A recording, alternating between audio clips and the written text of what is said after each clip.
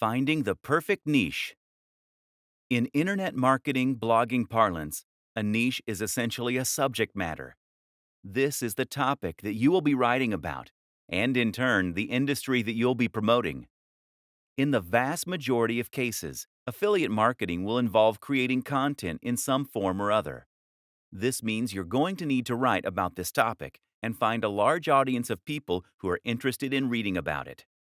But at the same time, this will also define the type of product you're selling. If you write about fitness, then you'll need to sell fitness-related products. If you write about music, then you'll need to sell something to do with music, etc. Depending on your niche, you may find that products and services tend to gravitate more toward the high end or the low end. Choosing the right niche is very important when trying to become a successful affiliate. The Goldilocks niche. Some niches are too big. Some are too small. Others are just right.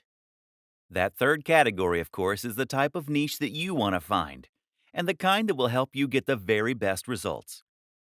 An example of a niche that is too big would be something like bodybuilding. Meanwhile, a niche like bird sewing patterns is just too small. So that Goldilocks niche is somewhere in between.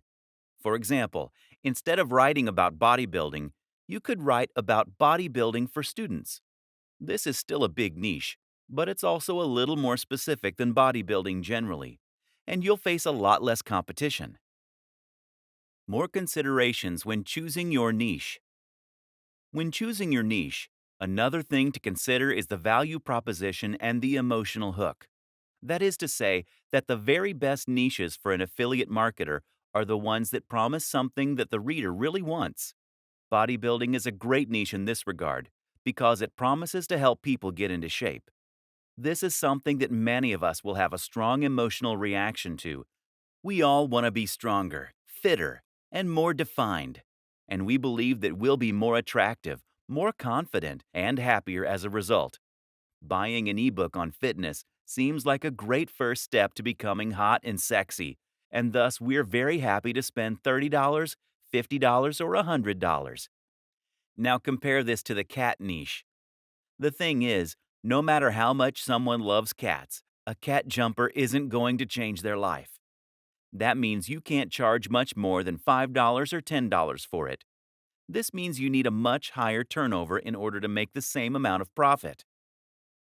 The single most important factor: your involvement with said niche. If you don't know anything about fitness, then you should not create a blog about fitness. If you have no particular interest in knitting, then stay away from that niche. The only caveat is this rule: if you are working with a writer or advisor who does love the subject,